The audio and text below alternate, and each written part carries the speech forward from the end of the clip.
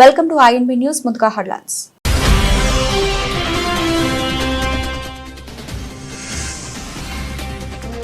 Trump Putin చర్చలను స్వాగతించిన భారత్. సమావేశానికి ముందు ప్రధాని మోదీతో ఫోన్లో మాట్లాడిన పుతిన్.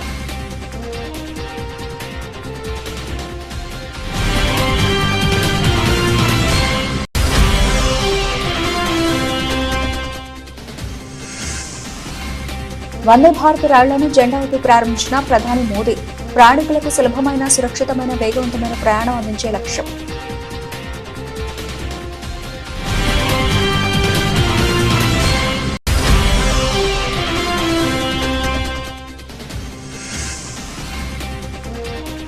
పాకిస్తాన్ గుండెల్లో గుబులు పుట్టించిన ఆపరేషన్ సింధూర్. బయటపడ్డ కీలక విషయాలు. 100 మందికి పైగా ఉగ్రవాదులను మట్టుబెట్టినట్లు వెల్లడి.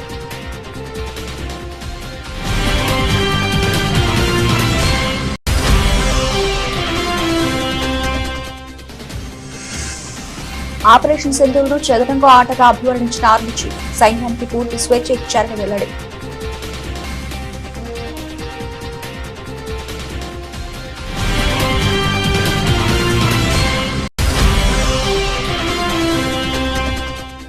సౌర పవన విద్యుత్ ప్రాజెక్టులో పెట్టుబడులకు ఎన్టీపీసీ సిద్ధం. సీఎం రేవంత్ రెడ్డికి తెలిపిన సీఎండీ గురుదీప్ సింగ్.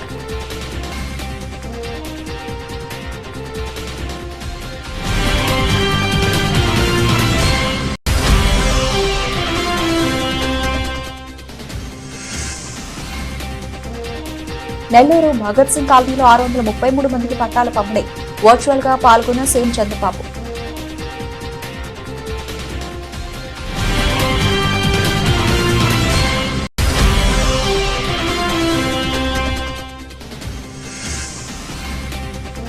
బీజేపీలో చేరిన మాజీ ఎమ్మెల్యే గువ్వల బాలరాజు. కండువా కప్పి ఆహ్వానించిన బీజేపీ రాష్ట్ర చీఫ్.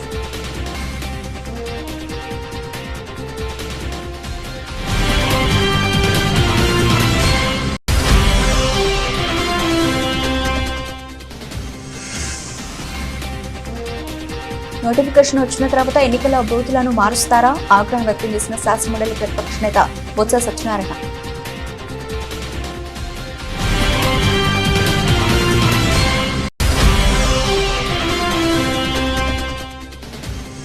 ముంబై విమానాశ్రయంలో ఐకాన్ స్టార్ అల్లు అర్జున్ కు ఆసక్తికర అనుభవం.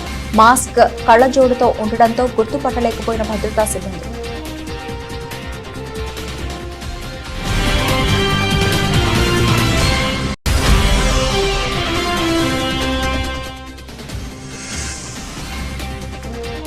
కోహ్లీ, రోహిత్ కు బీసీసీఐ బిగ్ షాక్. జట్టులో కొనసాగాలంటే విజయ్ హజారే ట్రోఫీ ఆడాలని షరతు.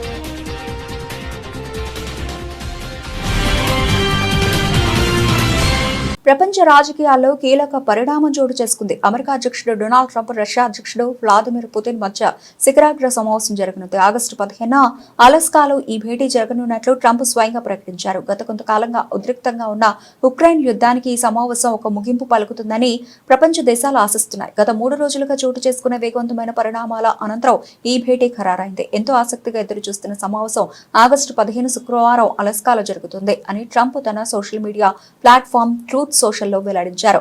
ఈ సమావేశం భారత్ కు కూడా ఎంతో కీలక కానుంది. రష్యా నుంచి చమురు కొనుగోలు చేస్తున్నందుకు వాషింగ్టన్ భారత్ పై విధించిన 25% అదనపు సుంకాల భవిష్యత్తు ఈ భేటీలో తేలే అవకాశం ఉంది.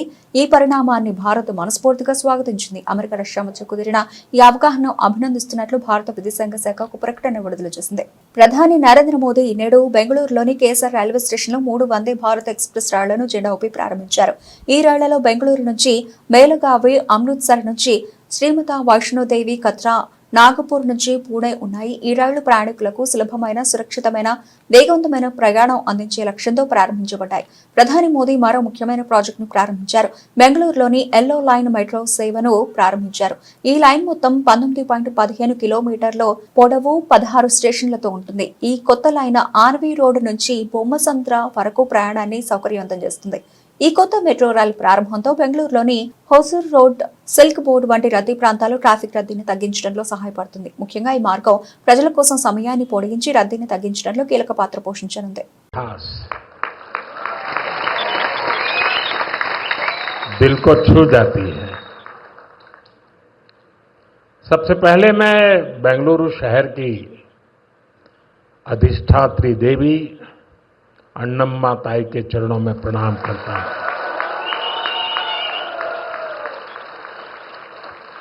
सदियों पहले नाड़ प्रभु केम्पेगौड़ा जी ने बंगलुरु शहर की नींव रखी थी। उन्होंने एक ऐसे शहर की संकल्पना की थी जो अपनी परंपराओं से भी जुड़ा हो और साथ ही प्रगति की नई ऊंचाइयों को भी छुए। बेंगलुरु ने अपनी उस स्पिरिट को हमेशा जिया, हमेशा उसे सहज कर रखा और आज बेंगलुरु उस सपने को साकार कर रहा है। साथियों, बेंगलुरु को हम एक ऐसे शहर के रूप में उभरता देख रहे हैं जो न्यू इंडिया के राइज का सिंबल बन चुका है। एक ऐसा शहर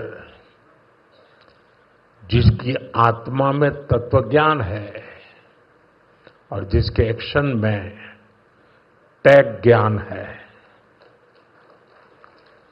एक ऐसा शहर जिसने ग्लोबल आईटी मैप पर भारत का परचम लहराया है। बेंगलुरु की इस सक्सेस स्टोरी के पीछे अगर कोई है तो वो यहां के लोगों की, आप सबकी मेहनत और आप सबकी टैलेंट है। సరిహద్దు ఆవల నుంచి ఉగ్రవాదాన్ని ప్రేరేపిస్తున్న పాకిస్తాన్ కు భారత్ గట్టి గుణపాఠం చెప్పినట్టు భారత వాయుసేన air chief marshal Amarpreet Singh వెల్లడించారు. ఆపరేషన్ సింధూర్ లో భాగంగా పాకిస్తాన్ కు చెందిన 6 విమానాలను కూల్చివేసినట్లు ఆయన ధృవీకరించారు. ఇందులో 5 ఫైటర్ జెట్లతో పాటు అత్యంత కీలకమైన నిఘా విమానం కూడా ఉందని తెలిపారు. బెంగళూరులో జరిగిన ఎయిర్ చీఫ్ మార్షల్ ఎల్ఎం కాత్రే స్మారకోపన్యాస కార్యక్రమంలో ఆయన ప్రసంగించారు. ఈ ఏడాది ఏప్రిల్లో పహల్గాంలో జరిగిన ఉగ్రదాడిలో 26 మంది అమాయకులు ప్రాణాలు కోల్పోయిన ఘటనకు ప్రతిస్పందనగా మే 7న ఆపరేషన్ సింధూర్ను ప్రారంభించినట్టు ఆయన వివరించారు. ఈ ఆపరేషన్లో భాగంగా పాకిస్తాన్ పాక్ ఆక్రమిత కశ్మీర్లోని 9 ఉగ్రవాద శిబిరాలను లక్ష్యంగా చేసుకున్నామని, 100 మందికి పైగా ఉగ్రవాదులను మట్టుబెట్టామని రక్షణ వర్గాలు వెల్లడించాయి. That is Shahbaz, their Jacobabad airfield, one of them again, major airfield that was attacked. And here there's an F-16 hangar, which you can see here. And here this is the photograph again from open source, from one of their earlier picture of the same hangar. And here that hangar, which is one half of the hangar is gone. And I'm sure there were some aircraft inside which have got damaged there. So if I can just sum it up, what we were able to get there at least 2 command and control centers in like Murid and Chaklala that I have shown you one of the pictures. At least 6 radars, some of them big, some of them small. 2 SAGW system that is in Lahore and Okara.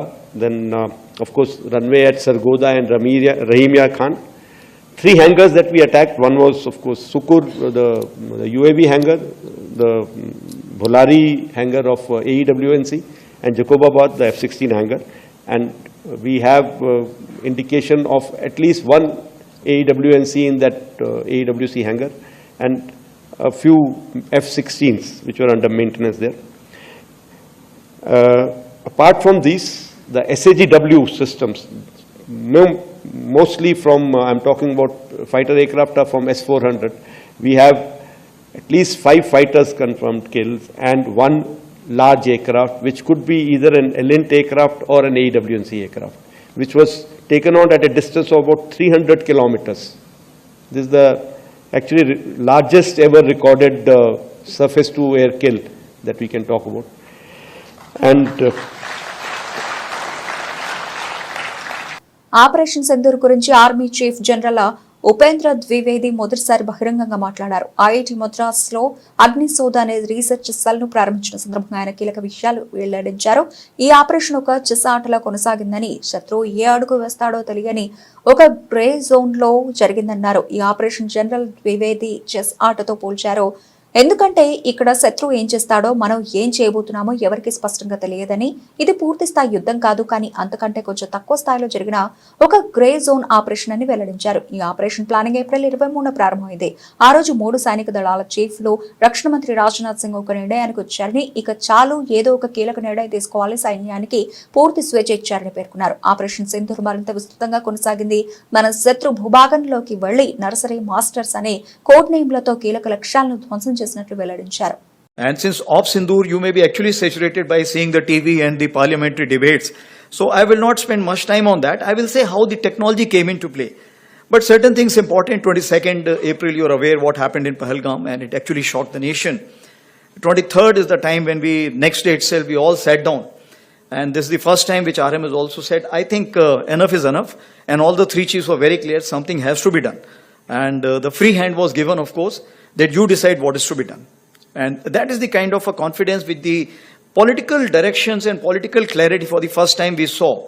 And that's what made a difference, because we want to do a lot, but that kind of hand holding and kind of free, no terms of restrictions, if I can say that. And that is what kind of raises up your morale. And that is how it helped our army commanders or commander-in-chiefs on ground to kind of act as per their wisdom. Of course, then 25th, we visited the Northern Command, as you're aware, that is the place where we thought, planned, conceptualized, and executed the 7 targets out of the 9 which were destroyed, and where a lot of terrorists were killed. 29th April, of course, was the time when we met the Prime Minister for the first time, and thereafter, next day, of course, why I'm telling you this, because it's important that how a small name, Op Sindoor, connects the whole nation. And I was telling director also that when he briefed me on this, he said, okay, we'll have this name Op Sindhu. And I thought it is Op Sindhu. Sindhu is basically Indus River. So I said, excellent, sir. Indus Water Treaty has just been frozen by you. He said, no, it is Op Sindoor. And just see, this one name has connected the whole nation together. And today people are saying Sindhu to Sindhu. Everything we have taken care of. But that is something which galvanized the whole nation as such. And the soldiers per se, because when I went on ground and I told them that, look, any sister, mother, daughter, whenever she applies the vermilion or the sindoor, she will always remember the soldier. And I think that was the connect. తెలంగాణలో పునరుత్పాదక విద్యుత్ ఉత్పత్తి రంగంలో పెట్టుబడులకు సుముఖంగా ఉన్నామని NTPC తెలిపింది. జూబ్లీహిల్స్ నివాసంలో ముఖ్యమంత్రి రేవంత్ రెడ్డిని ఎన్టీపీసీ సీఎండీ గురుదీప్ సింగ్ బృందం మర్యాదపూర్వకంగా కలిసింది. సౌర పవన విద్యుత్ ప్రాజెక్టుల్లో సుమారు 80,000 కోట్ల రూపాయలు పెట్టుబడులు పెట్టేందుకు సిద్ధంగా ఉన్నట్లు సీఎంకు గురుదీప్ సింగ్ వివరించారు. ఫ్లోటింగ్ సౌర విద్యుత్ ఉత్పత్తికి సంబంధించి రాష్ట్రంలో 6,700 మెగావాట్ల సామర్థ్యానికి అవకాశం ఉందని తెలిపారు.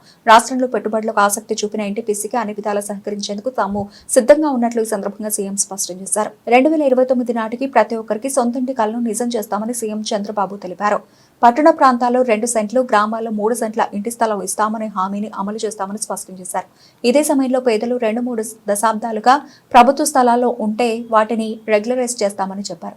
ఈ విషయం ఇప్పటికే ఎమ్మెల్యేలకు చెప్పామని, పలుచోట్ల వారు చొరవ తీసుకుని అర్హులకు పట్టాలు ఇప్పించడం అభినందనీయమని అన్నారు. నెల్లూరు భగత్ సింగ్ కాలనీలో 633 మందికి పట్టాల పంపిణీ కార్యక్రమంలో సీఎం చంద్రబాబు వర్చువల్ గా పాల్గొన్నారు. స్థానిక ఎమ్మెల్యే మంత్రి నారాయణ వినపం మేరకు పట్టాల పంపిణీ కార్యక్రమంలో సీఎం పాల్గొన్నారు. ఈ సందర్భంగా సీఎం మాట్లాడుతూ, ఆడబిడ్డలకు ఇళ్ల పట్టాలు పంపిణీ చేయడం ఎంతో సంతృప్తినిచ్చింది. ఈ రోజు భగత్ సింగ్ కాలనీలో పట్టాలు అందుకున్న 633 మందికి శుభాకాంక్షలు. ఎక్కడ ఏ అవకాశం ఉన్నా పేదలకు సాయం చేయడంలో కూటమి ప్రభుత్వం ముందుంటుంది. నెల్లూరులో చొరవ తీసుకుని అన్ని సాంకేతిక సమస్యలు పరిష్కరించి మహిళలకు పట్టాలిచ్చిన నారాయణకు అభినందనలు అని అన్నారు. ఈరోజు నెల్లూరు భగత్ సింగ్ కాలనీలో 633 మందికి పట్టాలు ఇచ్చే సందర్భంలో సమావేశమైనటువంటి సోదరులందరికీ పేరు పేరున మనస్ఫూర్తిగా నమస్కారాలు, అభినందనలు, శుభాభినందనలు. కొన్ని 633 మంది మహిళలకు ఈరోజు ఒక ముఖ్యమంత్రిగా నేను ఇది అసాధ్యం అనుకున్న దాన్ని సాధ్యం చేసి మీకు అందరికీ పట్టాలు ఇచ్చాను. దీనికి చాలా ఆనందంగా ఉంది. ఒక పవిత్రమైన రోజున మీకు ఈ పట్టాలు ఇవ్వడం నా అదృష్టంగా నేను భావిస్తున్నానని ఆ కొండే అందరికీ విజ్ఞప్తి చేస్తున్నా. నాగర్ కర్నూలు జిల్లా అచ్చంపేట నియోజకవర్గ మాజీ ఎమ్మెల్యే గువ్వల బాలరాజు బీజేపీలో చేరారు. ఆదివారం నాడు హైదరాబాద్ నాంపల్లిలోని బీజేపీ రాష్ట్ర కార్యాలయంలో జరిగిన కార్యక్రమంలో పార్టీ రాష్ట్ర అధ్యక్షుడు రామచంద్రరావు బాలరాజుకు కాషాయ కండువా కప్పి సాదరంగా ఆహ్వానించారు. గువ్వలతో పాటు ఆయన అనుచరులు, నియోజకవర్గానికి చెందిన పలువురు నాయకులు కూడా బీజేపీ సభ్యత్వం స్వీకరించారు. కొన్ని రోజుల క్రితం బీఆర్ఎస్ పార్టీకి రాజీనామా చేసినప్పటికీ గువ్వల బాలరాజు ఏ పార్టీలో చేరతారనే దానిపై తీవ్రమైన చర్చ నడిచింది. గతంలో తనపై దాడి జరిగినప్పుడు పార్టీ నాయకత్వం అండగా నిలవలేదని, తనకు తగిన ప్రాధాన్యం ఇవ్వలేదని ఆయన బీఆర్ఎస్ పై తీవ్ర అసంతృప్తి వ్యక్తం చేశారు. ఈ నేపథ్యంలోనే ఆయన పార్టీని వీడగా తాజాగా బీజేపీలో చేరడంతో ఊహాగానాలకు తెరపడింది. ఈ సందర్భంగా బీజేపీ రాష్ట్ర అధ్యక్షుడు రామచంద్రరావు మాట్లాడుతూ ప్రధాని నరేంద్ర మోదీ అమలు చేస్తున్న ప్రజా సంక్షేమ పథకాలు, దేశవ్యాప్తంగా బీజేపీకి పెరుగుతున్న ఆదరణ చూసి గువ్వల బాలరాజు పార్టీలో చేరారని నిర్ణయించుకున్నారని తెలిపారు. తెలంగాణలో పార్టీ బలోపేతానికి ఆయన సేవలను పూర్తిగా వినియోగించుకుంటామని హామీ ఇచ్చారు. ఈ కార్యక్రమంలో ఎంపీ లక్ష్మణ్, ఎమ్మెల్సీ అంజిరెడ్డితో పాటు ఇతర సీనియర్ నాయకులు పాల్గొని గువ్వల బాలరాజుకు శుభాకాంక్షలు తెలిపారు. మీకు ఎన్ని వచ్చినాయి? మొదటిసారి ఫోన్ చేస్తే పోటీ చేసే దాకరన్నా 15,000. ఆయన ఒక రకంగా చెప్తే బ్యూరోక్రాట్ పదవిలో ఉన్నారు, చైర్మన్గా ఒక డిపార్ట్మెంట్లో పనిచేసారు. ఈ జాతీయవాదం నచ్చి అక్కడ కోన్ పూస్తా కొల్లాపూర్ అన్నప్పుడు కొల్లాపూర్ దేశ రక్షణ కావాలని కోరుకుంటుంది. కాబట్టి నేను అక్కడ వెళ్ళి పోటీ చేస్తా అంటే వారికి మొదటిసారి 15,000, రెండవసారి కూడా అద్భుతమైనటువంటి 30,000. రాబోయేది ఒక్కొక్క నియోజకవర్గంలో 1,00,000 ఓట్లు రాబోతా ఉన్నాయి. పులివెందుల జెడ్పీటీసీ ఎన్నికల్లో గెలుపు కోసం అధికార తెలుగుదేశం అన్ని అడ్డుదోవలు తొక్కుతోందని శాసనమండలి ప్రతిపక్ష నేత బొత్స సత్యనారాయణ మండిపడ్డారు. విశాఖపట్నం క్యాంపు కార్యాలయంలో మీడియాతో మాట్లాడుతూ ఎన్నికల నోటిఫికేషన్ వచ్చిన తర్వాత పోలింగ్ కేంద్రాలు మార్చడం ఎప్పుడూ చూడలేదని ఆగ్రహం వ్యక్తం చేశారు. పులివెందుల్లో పోలీసులు, తెలుగుదేశం నాయకులు కలిసిపోయి పనిచేస్తున్నారని, వారి ప్రోత్సాహంతోనే ఎమ్మెల్సీ రమేష్ యాదవ్పై దాడి జరిగిందని ధ్వజమెత్తారు. ఈ దాడిలో బాధితులపైన పోలీసులు ఎస్సీ ఎస్టీ అట్రాసిటీ కేసులు ఎలా పెడతారని ప్రశ్నించారు. ఒక వర్గం కూడా సంతృప్తికరంగా లేదు అనే విషయాన్ని మనం చెప్పడం కూడా జరిగింది. మళ్ళీ చెప్తున్నాను, ఇవాళ వచ్చి రాష్ట్రంలో కడప జిల్లాలో 2 జడ్పీటీసీలకి ఎన్నికలు జరుగుతున్నాయి. It's okay. ఒకటి పులివెందుల, ఇంకోటి వచ్చి అన్నమయ్య జిల్లాలో. కోర్టు నుంచి వాళ్ళు ఆర్డర్ తీసుకొచ్చుకున్నారు, ఎన్నికలు జరుగుతున్నాయి. ఓకే. దాని గురించి ఏకంగా చట్టాన్ని చేతితో తీసుకుని ఇష్టారాజ్యంగా ఒక బలహీన వర్గమైన ఒక ఎమ్మెల్సీ, మా ఎమ్మెల్సీ యాదవ్ని అతని మీద దౌర్జన్యం చేసి, అతని మీద దాడి చేసి, కాకుండా పైపెచ్చు ఆ రోజు సాయంత్రం అవతల పక్క నుంచి పోలీసు, తెలుగుదేశం వారిద్దరూ కూడా పార్టీ కార్యకర్తలు ఇద్దరు కుమ్మక్కై ఒక కేసును వచ్చి రిజిస్టర్ చేశారు. దేవురంటే ఎర్రగొండ పాలపాలెం అనుకుంటా, నల్లగొండ పాలపాలెం. ఒక ఎస్సీ ఎస్టీ కేసు రిజిస్టర్ చేసి ఎవరైతే యాక్టివ్గా ఉండి బూత్ ఏజెంట్ కింద కూర్చొని, లేదు ఊళ్ళో పెద్దలుగా ఉంటారో వాళ్ళందరినీ కూడా ఈరోజు కస్టడీలో తీసుకున్నారు. ఎన్నికల్లో వాళ్ళు వచ్చి పాల్గొనకుండా ఉండాలని. దేనికోసం? ఒక జడ్పీటీసీ ఎన్నికల కోసం ఇంత అరాచకం చేయవలసిన అవసరం ఉన్నదా చంద్రబాబు నాయుడు గారు? ఇది ప్రజాస్వామ్యమా? అసలు ఎన్నికల కమిషన్ కూడా అందుకే నిన్న కూడా అడిగాం, ఇవాళ కూడా అడిగాం. ఎన్నికల ప్రక్రియ ప్రారంభమైన తర్వాత, నామినేషన్ ప్రక్రియ ప్రారంభమైన తర్వాత పోలింగ్ స్టేషన్ మార్చే కార్యక్రమం ఎక్కడ ఉందండి? పోలింగ్ స్టేషన్ మాత్రమే కాదు, ఒక ఊరిలో ఉన్న ఓట్లని ఈ ఊరు ఓట్లు తీసుకెళ్ళి హ్యామ్లెట్ క్యాంప్లో పెట్టడం, హ్యామ్లెట్ క్యాంప్ తాలూకా ఓట్లు తీసుకెళ్ళి ఇంకో హ్యామ్లెట్ క్యాంప్లో పెట్టడం. అలాగే ఒక ఊరు నుంచి ఒక ఊరికి, ఆ ఊరిలో ఉన్న బూతుల్లో ఆ ఊరిలో కాదు, వీళ్ళు అక్కడికి వెళ్ళి పోటీ చేయాలా, వాళ్ళు వచ్చి ఇక్కడికి వెళ్ళి పోటీ చేయాలి. ఇలా ఎక్కడిది? ఎన్నికలు ప్రకటించుకుంటే సరిపోయాయి కదా. మరి కోర్టుకు పోయింది మీరే కదా ఎన్నికలు పెట్టాలని. ఏదో సాధించేసాం, అమ్మ పులివెందులో జడ్పీటీసీకి గెలిచేస్తే ఏదో అన్నపైన ప్రమాణం అయిపోతుంది అని చూపెట్టాలని ఆలోచన చేస్తాం. ఎన్ని వంకరలు తిరిగినా, ఎన్ని తలకైనా తపస్సు చేసినా అది జరగదు. మీరు ఎన్ని కుతంత్రాలు చేసినా. కానీ ఇది కరెక్ట్ సాంప్రదాయం కాదు. ఇక్కడ రోజు పత్రిక తిరిగేస్తే టీవీ ఆన్ చేస్తే ఎక్కడో రాష్ట్రంలో ఎక్కడో అక్కడ ప్రతి ఏదో ప్రాంతాల్లో 2-3 ప్రాంతాల్లో హత్యలు, లేకపోతే కిడ్నాప్లు, లేకపోతే కొత్తగా వచ్చిన కల్చర్ మన రాష్ట్రానికి డ్రగ్స్. ఇంతకుముందు ఎప్పుడు లేదు.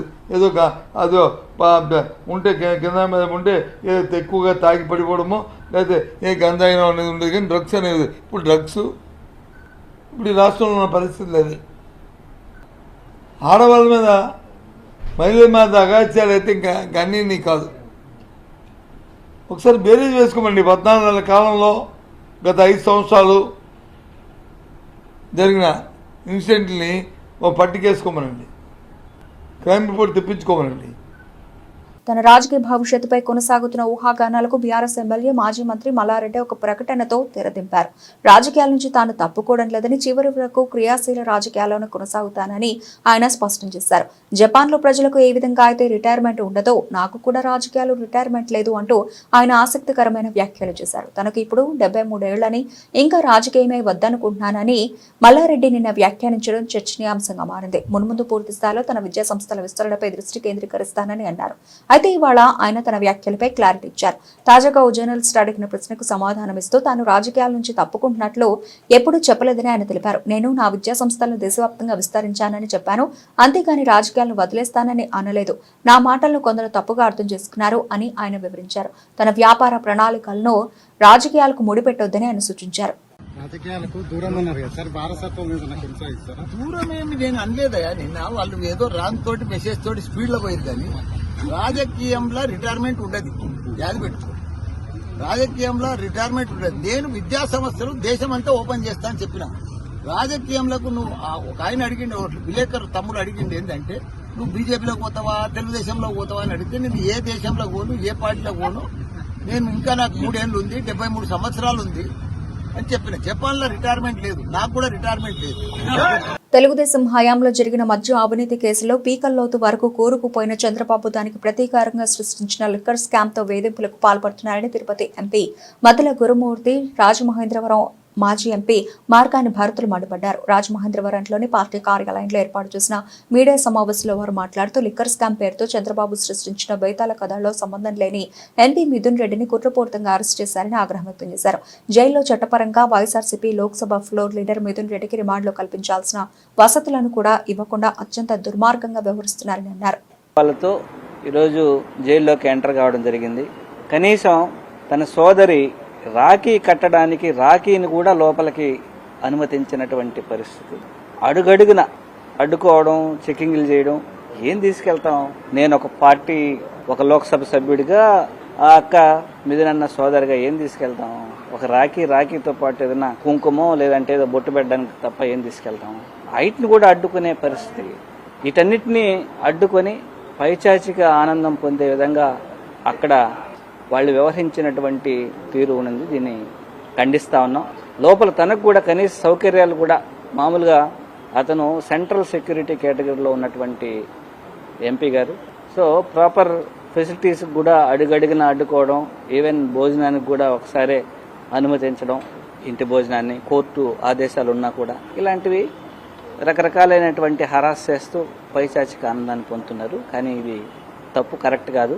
అసలు తప్పు చేసిందే కూటమి ప్రభుత్వం. 2014 నుంచి 2019 వరకు లిక్కర్కు సంబంధించి తప్పులన్నీ చేసింది కూడా కూటమి ప్రభుత్వం. అప్పటి కూటమి ప్రభుత్వం, తర్వాత ఇప్పుడు అదే విధంగా 2014 నుంచి 19 వరకు ఏ విధంగా అయితే వాళ్ళు వ్యవహరించారో అదే విధంగా 2024 నుంచి 20 ఇది ఇప్పుడు జరుగుతూ ఉంది. 24 తర్వాత కూడా కేబినెట్ అప్రూవల్ లేకుండా అనుమతులు, జీవోలు జారీ చేసింది అప్పటి కూటమి ప్రభుత్వం, అప్పుడు చంద్రబాబు నాయుడు గారి ప్రభుత్వం. పోలీసుల సమక్షంలో అయినా రాఖీ కడతారు కదండి. దగ్గరగా నాకు తెలిసి 30-35 ఏళ్లు కలిసి ఒకే తల్లి కడుపున పుట్టిన పిల్లలు.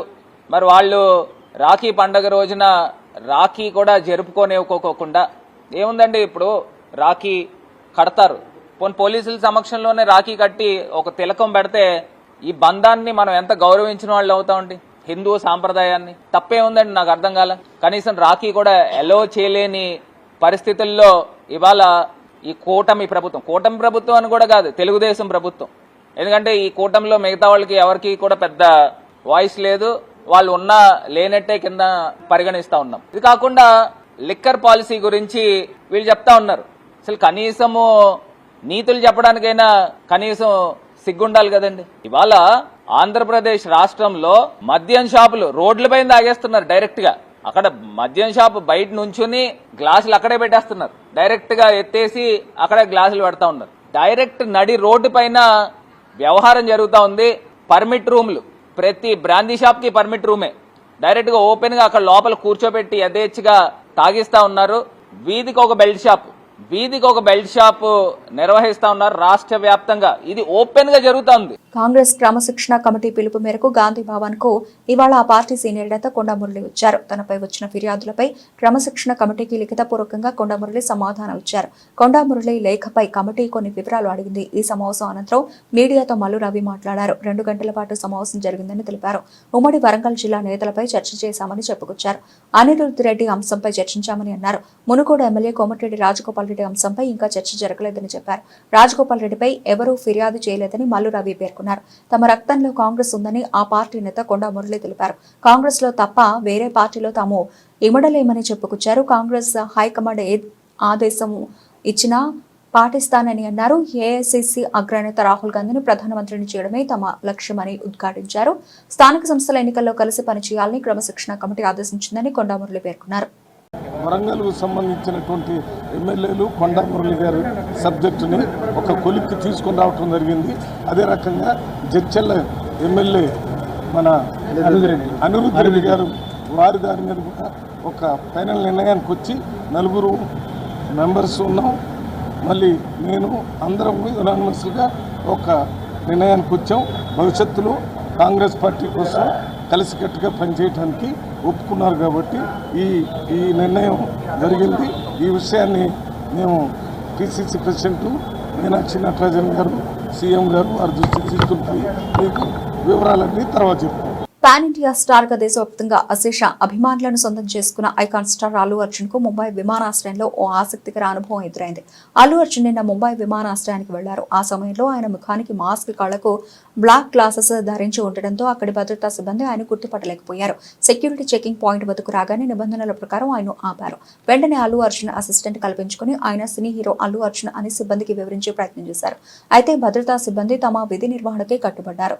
వ్యక్తి ఎవరైనా సరే నిబంధనల ప్రకారం ముఖాన్ని చూపించాల్సి ఉంటుందని స్పష్టం చేశారు. దీంతో అల్లు అర్జున్ తన మాస్క్, కళ్లజోడు తొలగించి ముఖం చూపించారు. ఆయన ముఖం చూసిన తర్వాత గుర్తుపట్టిన సిబ్బంది తనిఖీ ప్రక్రియను పూర్తి చేసి లోపలికి వెళ్లేందుకు అనుమతించారు. టెస్ట్లో T20 ఫార్మాట్లకు వీడ్కోలు పలికిన భారత క్రికెట్ దిగ్గజాలు విరాట్ కోహ్లీ, రోహిత్ శర్మల వన్డే భవిష్యత్తు ఇంకా ప్రశ్నార్థకంగానే మారింది. కేవలం వన్డేలకే పరిమితమైన ఈ ఇద్దరు సీనియర్ ఆటగాళ్లు 2027 ప్రపంచ కప్లో ఆడాలన్న ఆశలకు బీసీసీఐ సెలక్షన్ కమిటీ ఓ పెద్ద షరతు విధించినట్టు జాతీయ మీడియాలో కథనాలు వస్తున్నాయి. వన్డే జట్టులో తమ స్థానాన్ని నిలబెట్టుకోవాలంటే వారు తప్పనిసరిగా దేశవాళీ క్రికెట్లో ఆడాల్సిందేనని సెలెక్టర్లు స్పష్టం చేసినట్లు తెలుస్తోంది. విశ్వసనీయ వర్గాల సమాచారం ప్రకారం ఏడాది డిసెంబర్లో ప్రారంభమయ్యే విజయ్ హజారే ట్రోఫీ కోహ్లీ, రోహిత్ తప్పక పాల్గొనాలి. ఈ టోర్నీలో ఆడకుండా నేరుగా భారత జట్టులోకి రావడానికి అవకాశాలు దాదాపు మూసుకుపోయినట్టేనని ఆ కథనాలు పేర్కొంటున్నాయి. టెస్టులు, T20లకు దూరం అవ్వడంతో వారికి మ్యాచ్ ప్రాక్టీస్ గణనీయంగా తగ్గనుంది. ఈ నేపథ్యంలో వారి ఫిట్నెస్, ఫామ్ ను అంచనా వేయాలంటే దేశవాళీ క్రికెటే సరైన మార్గమని సెలెక్టర్లు భావిస్తున్నారు. 2027 ప్రపంచ కప్ కోసం మేము రూపొందిస్తున్న ప్రణాళికల్లో కోహ్లీ, రోహిత్ లేరు అని టీం మేనేజ్మెంట్ కు చెందిన ఒక కీలక వ్యక్తి చెప్పినట్టు ఓ ప్రముఖ పత్రిక నివేదించింది.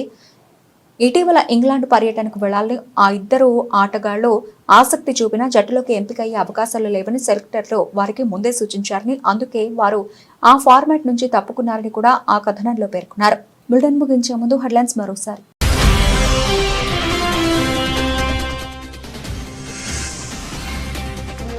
ట్రంప్, పుతిన్ చర్చలను స్వాగతించిన భారత్. సమావేశానికి ముందు ప్రధాని మోదీతో ఫోన్లో మాట్లాడిన పుతిన్.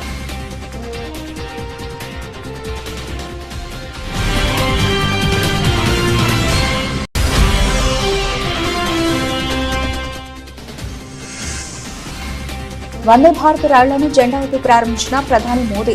ప్రయాణికులకు సులభమైన, సురక్షితమైన, వేగవంతమైన ప్రయాణం అందించే లక్ష్యం.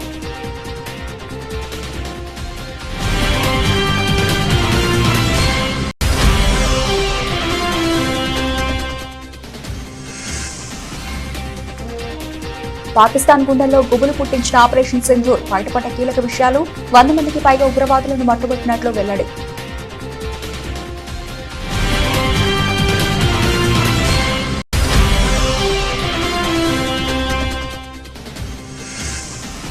ఆపరేషన్ సింధూర్ను చదరంగం ఆటగా అభివర్ణించిన ఆర్మీ చీఫ్ సైన్యానికి పూర్తి స్వేచ్ఛ ఇచ్చారని వెల్లడి.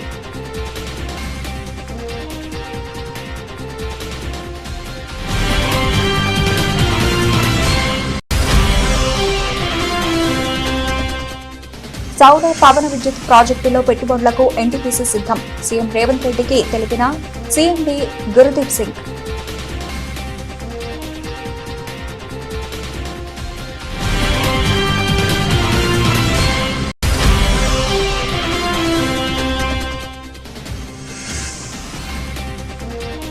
నెల్లూరు భగత్ సింగ్ కాలనీలో 633 మందికి పట్టాల పంపిణీ. వర్చువల్ గా పాల్గొన్న సీఎం చంద్రబాబు.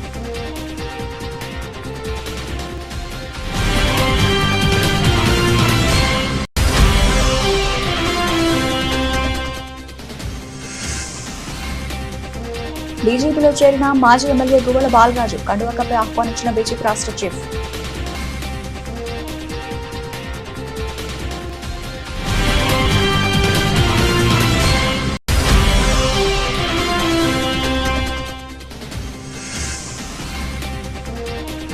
నోటిఫికేషన్ వచ్చిన తర్వాత ఎన్నికల బూతులను మారుస్తారా? ఆగ్రహం వ్యక్తం చేసిన శాసనమండలి ప్రతిపక్ష నేత బొత్స సత్యనారాయణ.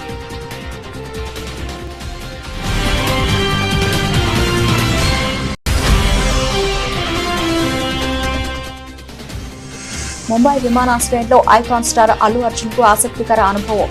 మాస్క్ కళ్లజోడుతో ఉండడంతో గుర్తుపట్టలేకపోయిన భద్రతా సిబ్బంది.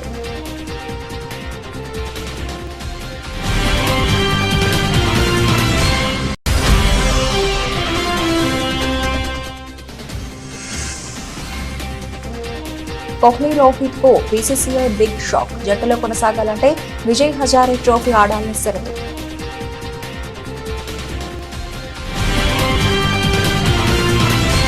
ఇవి ఇప్పటివరకు నవలసిన అప్డేట్స్. మరిన్ని అప్డేట్స్ తో మళ్ళీ కలుద్దాం. అంతవరకు సెలవు. నమస్తే.